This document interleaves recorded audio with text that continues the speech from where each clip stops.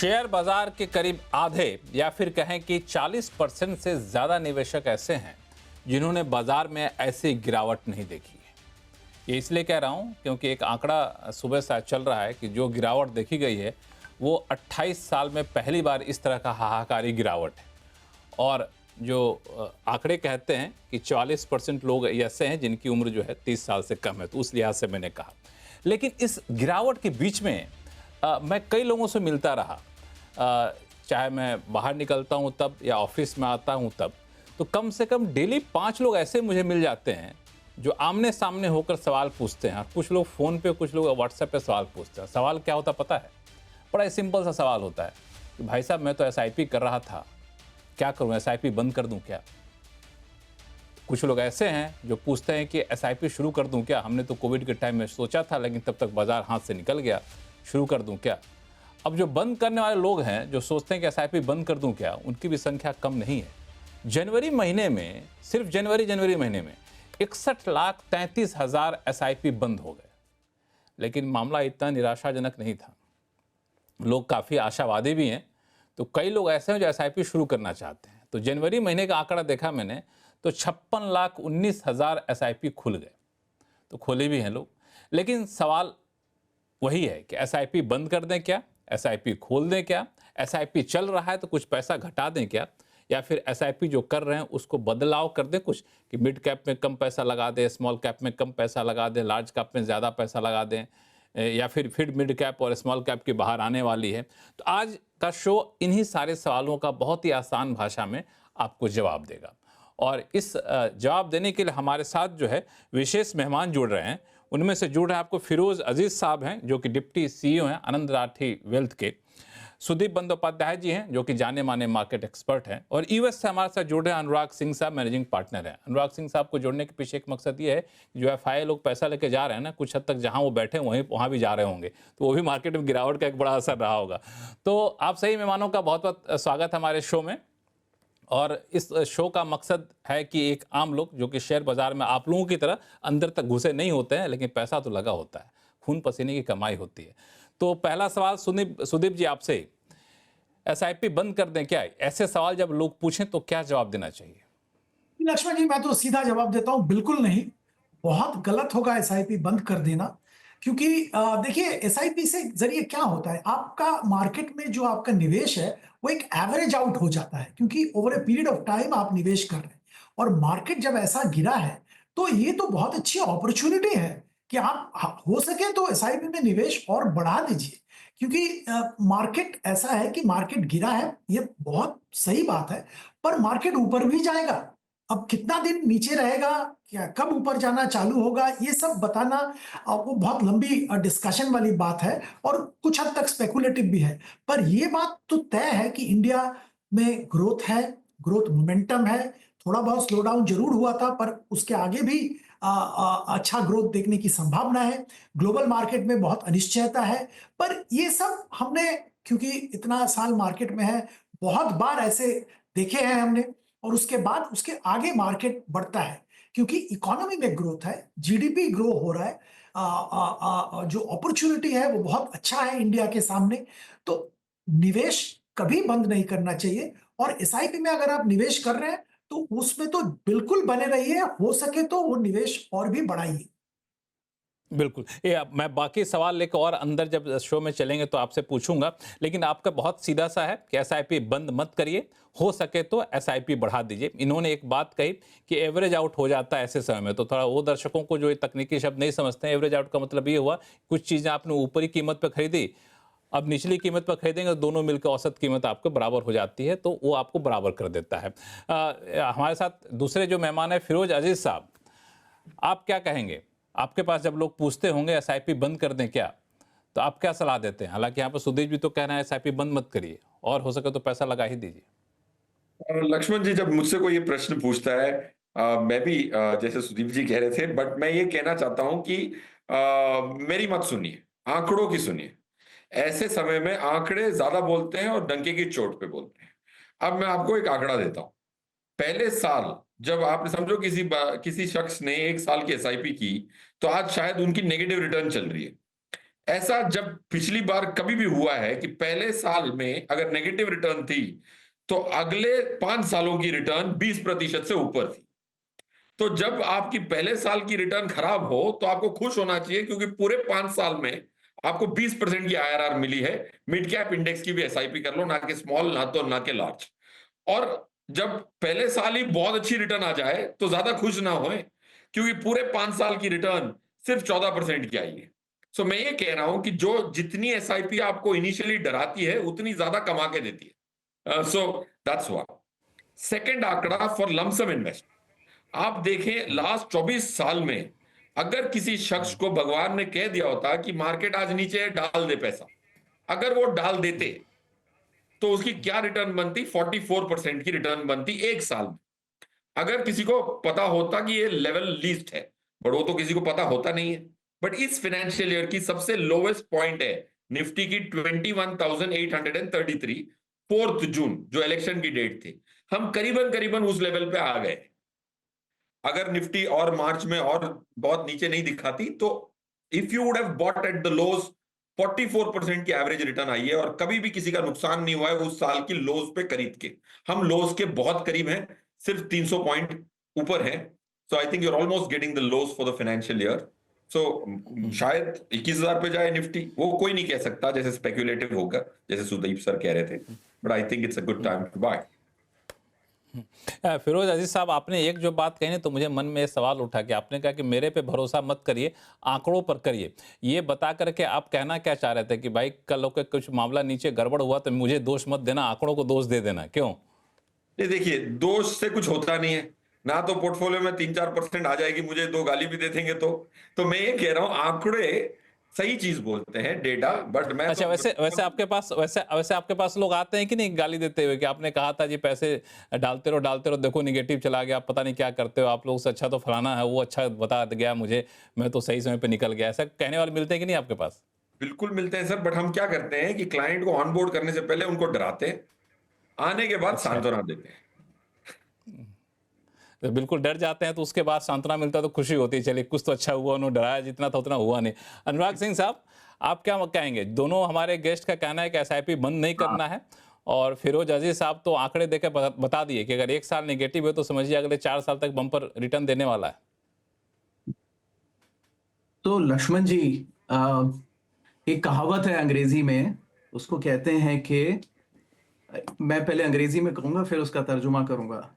If you torture the data beyond a point, it will confess to anything. कहने का मतलब यह है कि अगर आप डेटा को टॉर्चर अपने हिसाब से कट्स लेंगे ना, तो वो कुछ भी कन्फेशन आ जाएगा, उससे जो आप चाहते हैं निकाल लीजिए।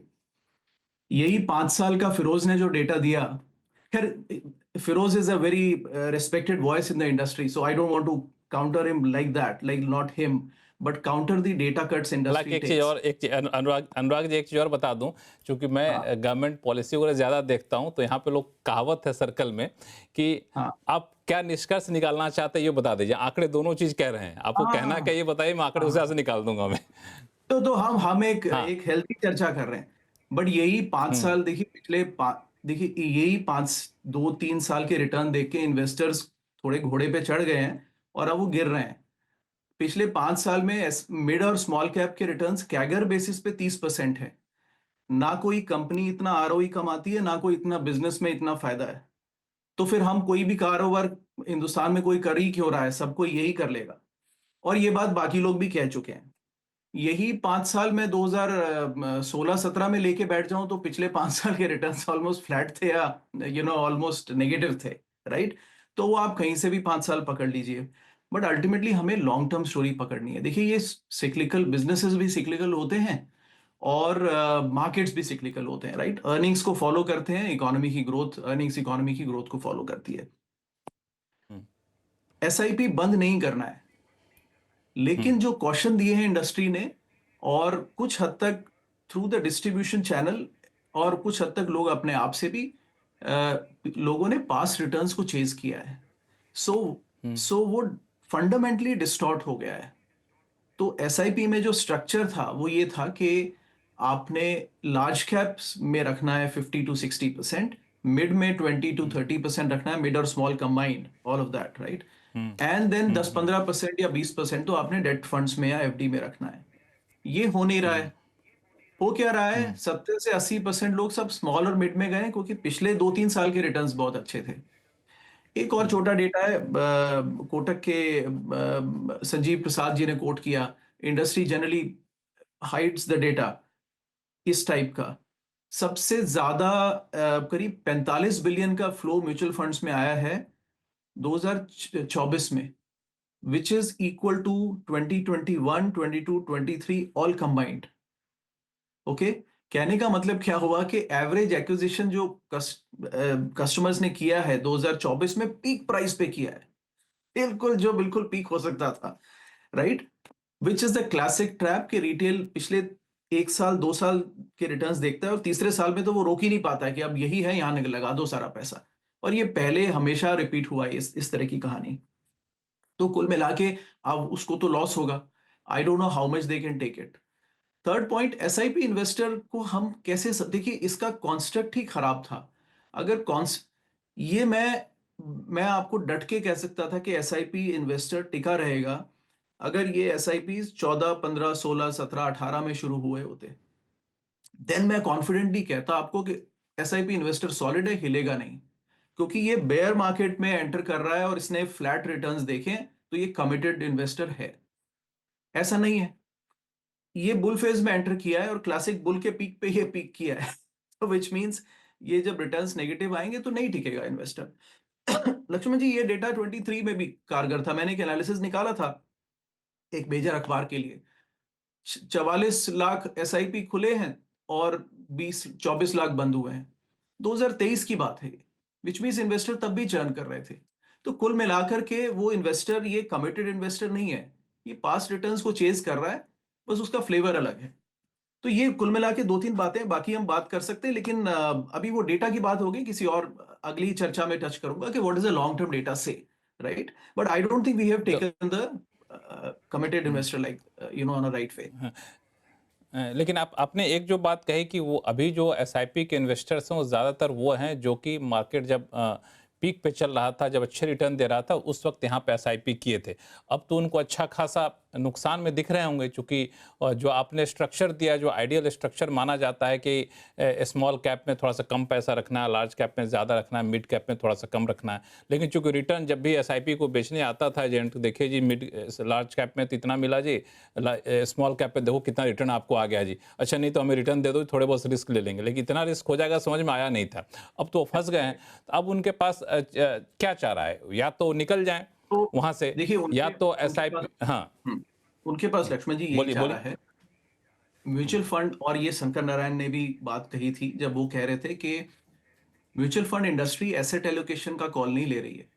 वो ये कह रहे हैं आप हमें स्मॉल कैप में देंगे, अब स्मॉल कैप में 10% पोर्टफोलियो डालना है कि 80% डालना है, वो कॉल आपने ले ली होगी अपने एडवाइजर के साथ। आप मेरे को स्मॉल कैप में देंगे, मैं लगा दूंगा। और इंडेक्स, म्यूचुअल फंड का काम इंडेक्स को आउट परफॉर्म करना। इंडेक्स आउट परफॉर्म कैसे होता है, इंडेक्स 20% गिरता है तो म्यूचुअल फंड बोलेगा देखिए मैं 18% गिरा, मैंने आउट परफॉर्म किया। नेट रिटर्न आपका फिर भी नेगेटिव हो सकता है, right? But asset allocation call आपकी है। तो कुल मिला के वो जिम्मेदारी म्यूचुअल फंड्स ने कहा है कि भाई चाहे सेम फंड हाउस का डिस्ट्रीब्यूशन बेच रहा होगा, लेकिन वो फंड मैनेजर इज सेइंग कि ये मेरा जिम्मेदारी नहीं है, आप अपना एलोकेशन देखिए फिर मेरे पास। तो इन्वेस्टर को एसेट एलोकेशन ठीक करना है। दूसरा सबसे बड़ी बात लक्ष्मण जी ये करनी है, देखिए सारी कहानी सुदीप सर ने कहा कि जीडीपी ग्रोथ है, इकोनॉमी में ग्रोथ हो रही है, वो स्टोरी तो देखिए बिल्कुल कायम है। इन्वेस्टर की एक्सपेक्टेशन कहाँ है? इन्वेस्टर तो 20%, 30% देख के आया है मार्केट में। जीडीपी का नॉमिनल ग्रोथ है 10% का, मार्केट का रिटर्न एक्सपेक्टेड है 12%। मुझे लगता है 10 आएगा क्योंकि अब आईपीओज ही बड़े महंगे आ रहे हैं, तो वो रिटर्न्स आपके अगले 10 साल में वो आ जाएंगे। अब 10% का एक्सपेक्टेशन पर कितने इन्वेस्टर आते हैं और 25 पे कितने आए, वहां पे एक मेल मिलाप की जरूरत है। ये मिड और स्मॉल कैप रिटर्न्स नहीं देंगे इंडिया में, ये पहले भी नहीं दिए हैं। 1995 की लिस्टिंग से निफ्टी, टोटल निफ्टी 500 1000 पे शुरू हुआ था और 2019 के रिटर्न देख लीजिए 11% बनते हैं। 25 साल में जो चीज नहीं हुई वो पिछले 5 साल में हो जाएगी, मैं नहीं मानता लक्ष्मण जी। अब ये मेरा डेटा कट है, मैंने भी टॉर्चर किया है, बट ये कुछ डिफरेंट कहानी क्या है। हालांकि टॉर्चर करके आपने अलग तरीके से पर डेटा की मैंने माइनिंग की। हाँ बट मैंने हाँ, सिंस इंसेप्शन 25 साल का किया है, राइट? तो एक इसमें लॉन्गर टाइम फ्रेम है। नहीं, फिरोज अजीज साहब से इस पे मैं रिएक्शन लूंगा, लेकिन सुदीप सर आपके पास मैं आ रहा हूँ फिर से कि जो इन्होंने कहा कि अभी रिस्ट्रक्चर करने की ज़रूरत है, और वो लोग जो 30% की उम्मीद लगा के एसआईपी करना शुरू किए थे, वो तो उम्मीद ना बांधे यहाँ से आगे के लिए, कि अभी भी उम्मीद बंधी हुई है, रख सकते हैं। कि मैं या फिर मैं दूसरे तरह से सवाल, एक तरह से सवाल थोड़ा सा बदल देता हूँ कि जिन्होंने 30% 25% रिटर्न देखा, अब वो गिर करके 0% पे या नेगेटिव पे आ रहे हैं, उनको वापस उस लेवल पे जाने में कितना टाइम लगेगा? जितनी देर में गिरे उतने लेवल पे वापस चले जाएंगे, उससे कम देर में जाएंगे, या फिर थोड़ा सा टाइम लगेगा? अब लक्ष्मण जी, मुझे लगता है वो समस्या नहीं है। ऑब्वियसली हम लोग जानते हैं कि जितना जल्दी मार्केट गिरा है, एक एक एक एक अपने आप में एक निशान ये बन गया, नमूना बन गया है कि करीब लास्ट 5-6 महीने में इतना जबरदस्त मार्केट का फॉल कोई एक्सपेक्ट नहीं किया। हम लोग सब एक्सपर्ट है, सब लोग बैठे हुए हैं, आप लोगों से बातचीत होता रहता है, पर किसी ने ऐसा जबरदस्त फॉल एक्सपेक्ट नहीं किया था, पर हुआ है। और ये तो बिल्कुल मैं दावे के साथ कह सकता हूं इतना जल्दी शायद मार्केट ऊपर जाएगा भी नहीं। पर बात वो नहीं है, बात जैसे अभी अनुराग ने बोला था कि जो निवेशक अपना एसआईपी जब चूज करते हैं तो कौन सा एसआईपी में निवेश करेंगे, किस तरह की, वो क्या बैलेंस्ड फंड में एसआईपी के जरिए आ रहे हैं, या लार्ज कैप फंड में आ रहे हैं, स्मॉल कैप में आ रहे हैं, मिड कैप में आ रहे हैं, किस में आ रहे हैं, वो एक बहुत बड़ा रोल प्ले करता है। जिसने एक डाइवर्सिफाइड लार्ज कैप फंड में निवेश किया है उसका पेन शायद कम है, जिसने स्मॉल कैप में या मिड कैप में निवेश किया है उसका पेन लेवल बहुत ज्यादा है। अब ये तो आपकी चॉइस है, आपने चॉइस किया है। अब ये हम लोग अभी एनालिसिस कर सकते हैं कि वो चॉइस सही था, गलत था, क्या था, पर उन्होंने वो चॉइस किया है, और फंड मैनेजर म्यूचुअल फंड तो उसी पे लगाएगा जिसमें उसको पैसा मिला है, तो वो एक अलग बात है। दूसरी बात यहाँ पे मैं ये कहना चाहूंगा कि एक लेवल का सैनिटी मार्केट में रिस्टोर होना भी एक तरह से जरूरी था। मैं नहीं ये नहीं कह रहा हूं कि मार्केट गिरा है अच्छा है, पर देखिए जो 2020 के बाद मार्केट में आए उन्होंने मार्केट का ये डाउन साइकिल देखा नहीं था, और वो एक ऐसा स्थिति हो गया था कि आप कोई भी शेयर खरीद लो, कोई भी फंड में पैसा लगा दो, वो आपको जबरदस्त रिटर्न दे रहा था। उसमें ना तो कोई ज्यादा सोच था, ना तो कोई बहुत बड़ा एनालिसिस था, ये चल रहा था। तो मार्केट तो ऐसे चल सकता है, कभी ना कभी करेक्शन होना ही था। और जैसे हम जानते हैं, बात भी करते हैं, वैल्यूएशन अनरियलिस्टिक दिख रहा था बहुत सारे सेक्टर्स में, बहुत सारे स्टॉक्स में, तो करेक्शन वाज वारंटेड। अब करेक्शन का ट्रिगर क्या होगा, कितना जबरदस्त करेक्शन होगा, ये देखने वाली बात थी। तो अभी करेक्शन हुआ है, और मैं ये भी यहाँ पे आपके दावा के साथ कह रहा हूं आज के दिन में 28 फरवरी में, आप नोट करिए कि मार्केट ऊपर जाएगा। कब ऊपर जाना चालू होगा, एग्जैक्टली कितना ऊपर जाएगा, कितना जल्दी जाएगा, ये बताना मुश्किल है।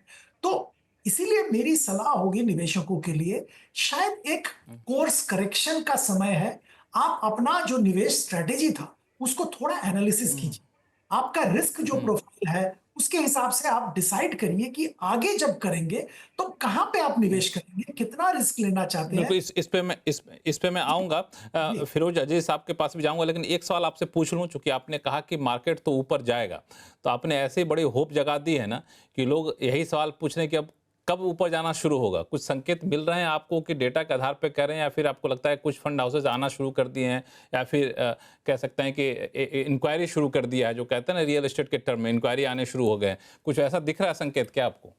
लक्ष्मण जी, दो चीज मैं बताऊंगा। एक तो आज जो जीडीपी के आंकड़े आए हैं अच्छे हैं, ठीक है, एक्सपेक्टेशन थोड़ा ज्यादा था, अभी थोड़ी देर पहले जीडीपी के आंकड़े आए हैं, अच्छा जीडीपी का आंकड़ा 6.2, और इसको याद करना पड़ेगा कि बेस जो था वो भी बड़ा था, उस बेस के ऊपर आया है, तो आंकड़े अच्छे हैं। एक एक पॉजिटिव ट्रिगर मैं कह सकता हूं आया है मार्केट में।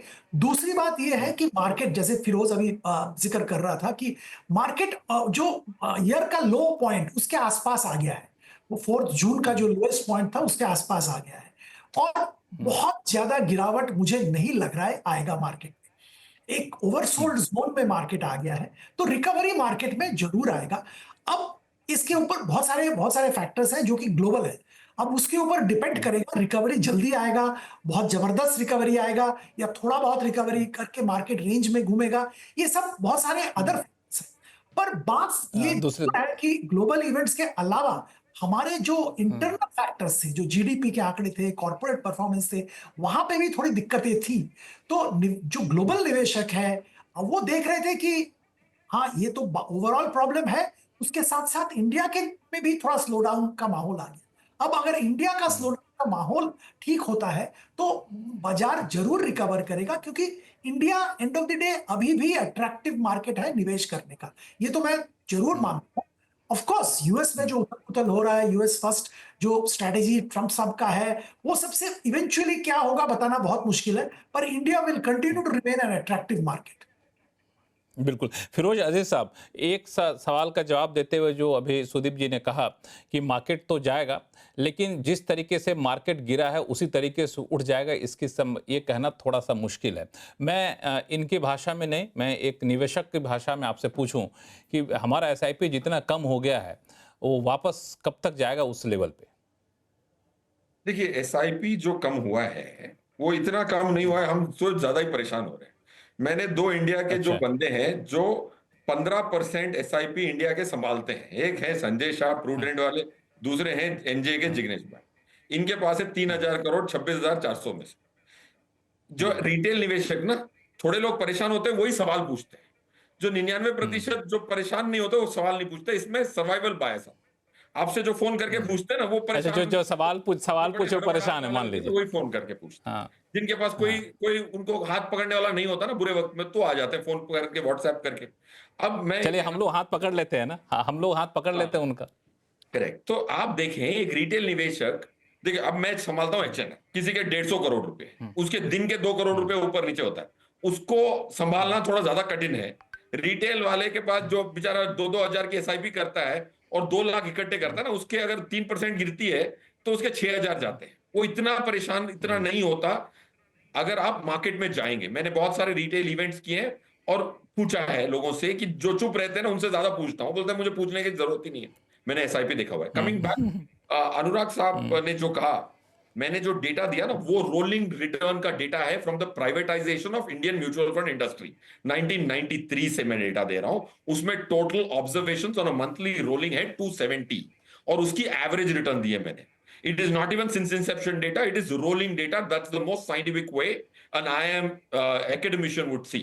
Point one. Point two, देखिए इंडिया के जो स्मॉल कैप में बहुत पैसे चले गए हैं कहते हैं, बट 3 लाख करोड़ है मार्क टू मार्केट के बाद। 3 lakh crore out of 30 lakh crore of individuals, 10% ही हुआ है इंडिया की म्यूचुअल फंड इंडस्ट्री से। इंडिया की लास्ट ईयर की हाउस होल्ड सेविंग थी 35 लाख करोड़, उसमें से गया है 27,000 crore, which is less than 1%। 43% went into deposits of 35 lakh crores. India की household savings total is 900 lakh crores. उसमें से 3 लाख करोड़ कितना होता है? सेकेंड डेसिमल होता है। सो पॉइंट ये कह रहा हूं कि ऐसे भी लोग हैं जो अपनी एसेट एलोकेशन को इतना गड़बड़ा चुके हैं कि 80% स्मॉल कैप में डाले हैं, जैसे अनुराग साहब ने कहा। बट अगर इंडिया की एलोकेशन देखें तो कोई भी ऐसी गड़बड़ नहीं है। आप टीवी के शोज पे, मैं अनुज साहब के साथ एक मार्केट गुरुकुल कर रहा था, स्मॉल कैप में अनुराग साहब ने भी कहा कि 20% होना चाहिए। 20% कहां है इंडिया का? 900 लाख करोड़ का 50% इक्विटी मानू तो 50% इक्विटी होता है 450 लाख करोड़, उसके 20% होते हैं 90 लाख करोड़। ये अनुराग साहब का एलोकेशन है। उसमें से है कितने? 2.5 लाख करोड़। अब मार्क टू मार्केट गिरने के बाद 2 लाख करोड़ है स्मॉल कैप फंड में। ओके, इंडियन हाउस होल्ड्स का, कॉर्पोरेट्स को छोड़ के। तो मेरा ये मानना है कि भाई इंडिया के स्मॉल कैप स्टॉक्स, अब अनुराग साहब से मैं एक प्रश्न पूछा चाहूंगा कि अनुराग साहब, सबसे बड़ा स्मॉल कैप स्टॉक कितना मार्केट कैप का है बताइए? स्मॉल कैप जो अशब्द है, सबसे बड़ा स्मॉल कैप स्टॉक अच्छा। कितने का मार्केट कैप का हाँ, होगा? अच्छा, मैं तो कोई चर्चा पे नहीं था फिरोज, ऐसा मैं आवाज का सिर्फ यही शो करता हूँ, और कोई मैं आवाज के शो पे नहीं। नहीं, बट कोई और वो होगा। इसी शो की हाँ, बात कर रहा हूँ। 50,000 करोड़ हाँ। का स्मॉल कैप स्टॉक है। बट अभी, जब हाँ, एक- अभी वो नंबर्स, हाँ, दे compete pretty much with US numbers. अभी इंडिया का स्मॉल कैप इज, मतलब अब यहाँ के जब स्मॉल एक कैप से बड़ा निवेशक हो सुनता गया। है ना, जब एक रिटेल निवेशक सुनता है स्मॉल कैप, अंग्रेजी की जो शब्दावली है स्मॉल कैप, वो सोच रहा होगा यार 500,000 करोड़ की कंपनी होगी। 50,000 करोड़ की कंपनी को आज इंडिया में स्मॉल कैप करार दिया गया है, क्योंकि 500 कंपनियां, टॉप 500 कंपनीज ही म्यूचुअल फंड में mid cap, large cap, small cap सबको खत्म कर देती है, और बाकी जो 2,000 कंपनियां बची उस सबको माइक्रो कैप करार दिया है म्यूचुअल फंड इंडस्ट्री ने। तो all I am saying is English hides more than shows. So मेरा ये मानना है कि coming back to Lakshman sir question, bounce back कब आएगा? स्मॉल कैप की जो आपकी 1 ईयर की नेगेटिव रिटर्न है, 5-6% की नेगेटिव रिटर्न है परसों तक, वो रिकवरी होनी चाहिए मेरे हिसाब से। आज की अगर आप देखें लॉन्ग शॉट्स और 4-5 बैरोमीटर हम देखते हैं, I think 1 year later you would be surprised if the market is back to another at least 15% from here. एक मिनट फिरोज साहब, मैं एक सवाल पूछूं आपसे। आपने जो स्मॉल कैप के डेफिनेशन को आपने बताया, तो मुझे ऐसा लग रहा है कि आपको लगता है कि जिसको हम लोग स्मॉल कैप कहते हैं वो स्मॉल कैप है नहीं, पोटेंशियल बहुत ज़्यादा है और ठीक ठाक बड़ी कंपनी होती है वो, तो उसमें अगर आपको थोड़ा सा रिटर्न कम मिल रहा है तो ऐसा नहीं कि वो विलेन है, वो छोड़ के भाग जाएगी किसी बड़ी कंपनी के पास। क्यों ऐसा कहना चाहते हैं आप? नहीं सर, देखो स्मॉल कैप में ना 250 स्टॉक है, उसका एक शब्द में एक एक स्टॉक है लक्ष्मण सर, उसकी पी है 4.87, पी कितनी है 4.87, मतलब इतनी सस्ती। दूसरी एक कंपनी है 967 पी, बट सबको दर्शाने के लिए एक ही नाम है। अगर समझो पांचों लोग हम शो में हैं और सबका नाम अनुराग हो, चारों लोग, कितनी कंफ्यूज हो जाएगी। वैसे ही 250 लोगों का नाम हमने स्मॉल कैप करार दिया। So it's a very diverse universe. हमारे मॉडल पोर्टफोलियो में 2 स्मॉल कैप फंड्स हैं, दोनों को मैंने आपकी चैनल पे एटलीस्ट 10 बार रेकमेंड किया होगा। इन्वेस्को स्मॉल कैप आज भी निफ्टी से 7% अल्फा निफ्टी को बीट किया है इस साल, as of yesterday, day before yesterday, from 1 April. HDFC small cap Nifty से 1% कम है। इतनी कार्नेज के बाद तो स्मॉल कैप को one size fits all can't do that. I think that will be unfair to the investors. ठीक है, मैं इस पे एक सवाल और लूंगा आपसे, लेकिन पहले अनुराग जी के पास आता हूं। अनुराग जी, आपने जो शुरू में कहा था, जिस पे फिरोज साहब ने रिएक्ट भी किया, कि आपका फंड एलोकेशन कैसा है उस पर काफ़ी हद तक निर्भर करता है, उसको थोड़ा ठीक करना पड़ेगा। हम लोग स्मॉल कैप पे बहुत ज़्यादा चले जाते हैं। आपके हिसाब से फंड एलोकेशन आइडियली क्या होना चाहिए?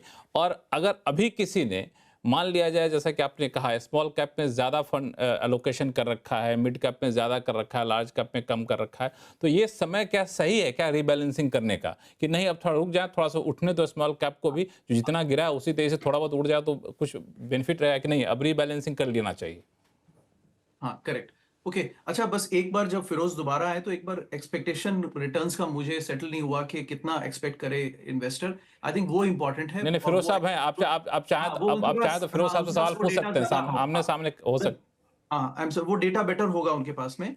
मेरा अंदाजा है कि 10 से 11-12 के बीच में एक्सपेक्ट करना चाहिए एसआईपी इन्वेस्टर को, चाहे वो कहीं भी इन्वेस्ट करे। तो आई थिंक फिरोज ने थम्स अप दिया। Okay, that's a good number. So we kind of agree there. देखिए, एसेट एलोकेशन एक मिनट हेलो, एक मिनट। तो आप लोग सब लोग इस बात पे सहमत हैं कि 10 से 12% आपको एसआईपी पे रिटर्न मिलेगा एनुअली, उससे ज्यादा नहीं मिलेगा? 25-30% वाली हालत बात बीते दिनों की बात हो गई। फिरोज साहब, अनुराग जी, हाँ या ना?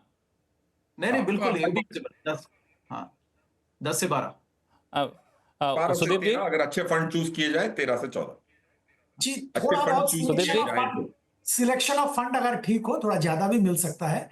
मैं तो निवेशक को लक्ष्मण जी हमेशा पर्टिकुलरली नॉन एग्रेसिव निवेशक को बैलेंस्ड फंड के जरिए निवेश करने का सलाह देता हूं, जिसमें इक्विटी डेट एक कॉम्बिनेशन रहता है।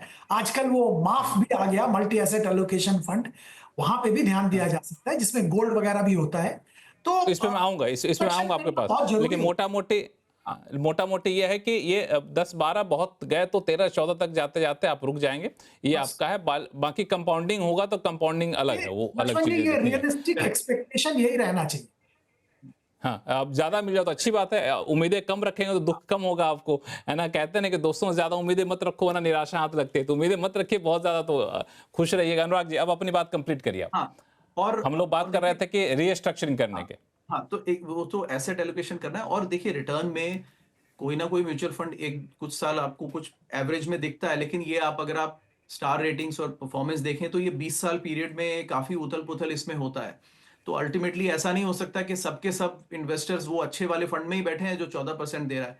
ऑन एन एग्रीगेट मार्केट में तो देखिए वही निकलेगा जो इकोनॉमी और प्लस 2% निकल रहा है, राइट? दैट्स व्हाई आई से 12%, कि एग्रीगेट इन्वेस्टर को वही मिलेगा। आप कुछ उसमें 4 स्मार्ट बनेंगे तो वो फिर उल्टा भी पड़ सकता है। बट बहरहाल, ठीक है। तो वो एलोकेशन है लक्ष्मण जी, सिंपल। देखिए, आपका एज और रिस्क प्रोफाइल पे डिपेंड करता है, लेकिन 50% large cap, 30% mid slash small slash thematic whatever, and 20% debt, ये होना चाहिए मेरे हिसाब से। और 20% फिर से बताइए, फिर से बताइए, 50% लार्ज कैप।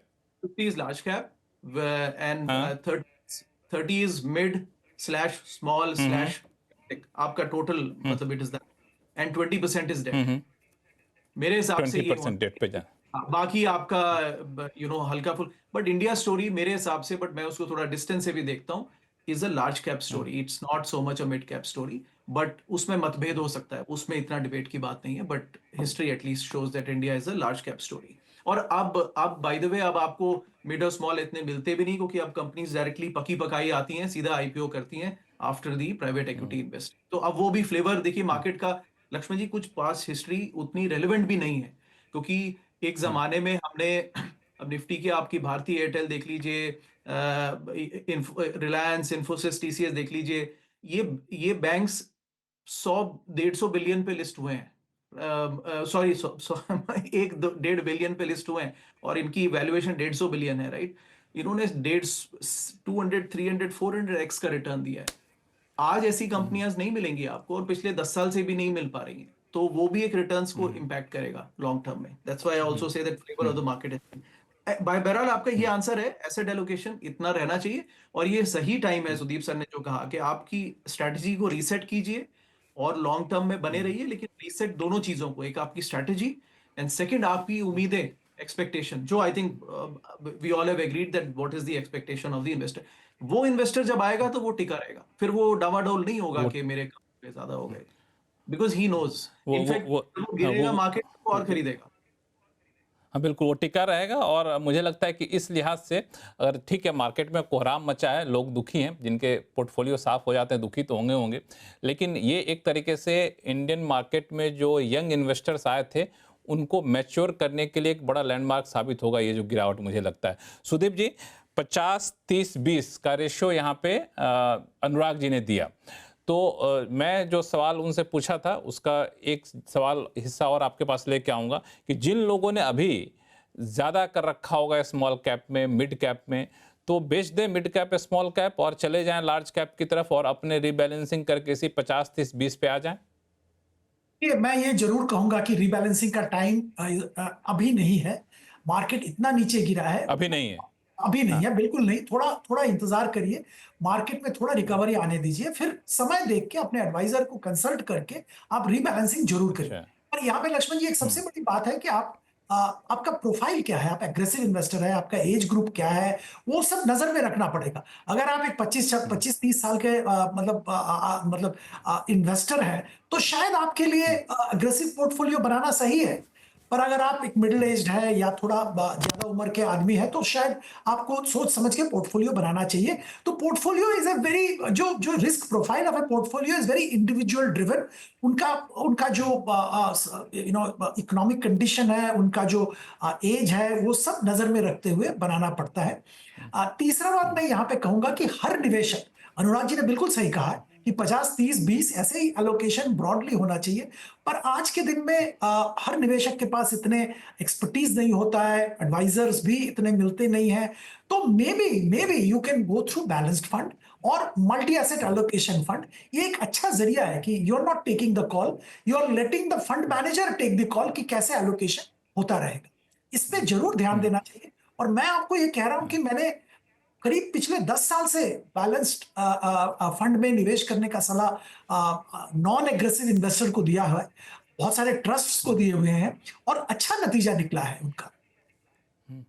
तो ये आप थोड़ा सा अगर इसको और स्पेसिफाई कर सकें या ऑथेंटिकेट कर सकें, जो आप मल्टी लोकेशन फंड की बात आप कर रहे हैं, तो ये फंड होता क्या है और इस गिरावट में इस फंड ने किस तरह का रिटर्न दिया, अगर कंपेयर करें हम एग्रेसिव इन्वेस्टर से? तो ये मल्टी एसेट एलोकेशन फंड तो एक नया टर्म आ गया है, जिसमें ये पहले ये इतना ज्यादा नहीं था। बैलेंस्ड फंड बहुत पहले से चल रहा है। मेरे को एग्जैक्ट तो साल नहीं याद होगा, फिरोज या अनुराग बता पाएंगे। 10-15 साल से चल रहा है बैलेंस्ड फंड। और बैलेंस्ड फंड ले पिछला 10 साल अगर आप लेंगे, लगभग 15 से 18% के बीच में रिटर्न दिया है। मैं पिछला 10 दिन की बात नहीं कर रहा हूं, ऑन एन एवरेज दिया है। और एक ये जो एक stable steady risk averse investor है, इनके लिए बहुत फायदेमंद स्थापित हुआ है। तो बैलेंस्ड फंड आपके हिसाब से लगता है कि एक मतलब बहुत रिस्क वगैरह नहीं लेना चाहते हैं, इस तरह गिरावट में अगर अपने बीपी नहीं बढ़ाना चाहते हैं तो ये एक आपके पास एक रास्ता है। फिरोज अजीज साहब, आपने एक बड़ी अच्छी बात कही कि चूंकि मैं उसको लेके थोड़ा सा काफ़ी रिसर्च करने की कोशिश किया, जितनी भी छोटी सी बुद्धि उससे, कि स्मॉल कैप को मिड कैप को हम लोग इतना ज़्यादा विलेन बना कर रखे हुए पिछले कई महीनों से। तो ऐसा है कि सारे विलेन ही विलेन होते हैं कि नहीं, वहाँ भी कुछ तो हीरो होते होंगे। तो आपने कुछ कई सारे एग्जाम्पल दिए थे। अगर एक आम निवेशक इसको अपने हिसाब से थोड़ा सा देखना चाहे तो कैसे सेलेक्ट करे कि ये ठीक है, ये स्मॉल कैप है लेकिन ठीक ठाक है, इसमें हम लोग पैसा लगा सकते हैं? क्या पैमाना होना चाहिए? अब देखिए, स्मॉल कैप फंड्स जो होते हैं वो बहुत सेलेक्टिवली लेने पड़ते हैं, क्योंकि उनकी जो डिस्पर्शन है रिटर्न की, सर, कुल मिला के समझो 37 स्मॉल कैप फंड्स हैं। वो बेस्ट और वर्स्ट में 30-40% का अंतर होता है हर साल। लास्ट 25 साल की बात कर रहा हूं। वो स्मॉल कैप फंडों में इतना अंतर है। अब अगर आप इस कैलेंडर ईयर के स्टॉक्स देखें ना, स्मॉल कैप जो 250 स्टॉक्स हैं, NSE 500 का भी हिस्सा है वो, उसमें बेस्ट स्टॉक ने 30% की रिटर्न पॉजिटिव दी है इस कैलेंडर ईयर में, लास्ट 50 दिनों में। और सबसे वर्स्ट स्टॉक ने 55% की नेगेटिव रिटर्न दी है। ये सब स्मॉल कैप है। सो वैसे ही अगर स्टॉक लेवल पे 2 महीने में डिस्पर्शन इतना है, 80% 85% का डिफरेंस है, तो फंड लेवल पे भी 30% है। तो आपका जो प्रश्न है लक्ष्मण सर, आपकी जो नसीब है या फिर आपकी जो पोर्टफोलियो की दशा है या और दिशा है, दोनों आपके फंड चॉइस पे निर्भर कर सकती है। तो इन्वेस्ट को स्मॉल कैप जैसे हमने चूज किया था, इसीलिए चूज किया था कि वो छोटा फंड। बड़े फंडों में तब्दीली करना बड़ी कठिन होता है। But Chirag Setalvad on the other hand एक HDFC स्मॉल कैप चलाते हैं। वो काफी बड़ा फंड है, one of the largest small cap fund. But Chirag Setalvad ने दर्शाया कि मैं बहुत एजाइल हूं, बहुत तब्दीलियां कर सकता हूं। सो क्या आधार पे चूज करें? वन, अगर उस कंपनी का CIO मैनेज कर रहा है, जैसे दोनों में ताहिर बादशाह और चिराग सेतलवाड दोनों ही CIO हैं, वो मैनेज कर रहे हैं, चीफ इन्वेस्टमेंट ऑफिसर का small cap fund is the safest fund. One. Second, अगर आप एक छोटी AMC में है, इन्वेस्ट को इतनी बड़ी AMC नहीं है, तो फंड काफी छोटा होना चाहिए, 3,000-4,000 करोड़ का होना चाहिए, 3,000-4,000 करोड़ का, ताकि एक स्टॉक 40 करोड़ का हो, 30 करोड़ का हो, बेचना हो तो एक इंसान बेच पाए। And Chirag Setalvad is largest equity AMC is HDFC। तो ये इस आधार पे। सो दो criteria, if a CIO is managing a small cap fund, थोड़ी सांत्वना मिलती है। बड़ी एसेट मैनेजमेंट कंपनी का हो तो सांत्वना मिलती है। तीसरा, अगर फंड मैनेजर चेंज नहीं हुआ हो, जैसे 20-20 साल से चिराग सेतलवाड वही फंड मैनेज करे जा रहे हैं, तो फंड मैनेजर स्टेबिलिटी। और HDFC वैल्यू फिलॉसफी पे है, मतलब वो सस्ती कंपनियां खरीदती है, महंगे दौर में भी सस्ती कंपनियों की ढूंढने का प्रयास करती है। सो ऐसा। तो आप अगर स्मॉल कैप खरीद रहे हैं, आप 250 की SIP भी चालू हो गई, तो काफी सारे करें। 1,000 रुपए की SIP के बदले 250 की 4 करना, जब सब AMC स्टार्ट करते हैं। तो diversification, CIO, large AMC, different style could be some criteria. चलिए, तो ये सारे क्राइटेरिया होना चाहिए। लेकिन बड़ा दिलचस्प चर्चा आप लोगों से चल रही है, लेकिन वक्त है छोटे से ब्रेक का। ब्रेक के बाद जल्द लौटते हैं तो फिर आप लोगों से ये पूछेंगे कि अब कई लोग, जो लोग कोविड वाली गाड़ी छोड़ दिए थे, वो लोग पैसे लेके बैठे हुए हैं। पैसा आप शुरू कर दें गाड़ी पकड़ना कि रुक जाए थोड़ा सा और, क्योंकि ये तो कोई बता नहीं पा रहा है कि मार्केट कहाँ जाके रुकेगा। तो इस पर हम लोग चर्चा करेंगे छोटे से ब्रेक के बाद। जल्द लौटते हैं, कहीं जाइएगा नहीं।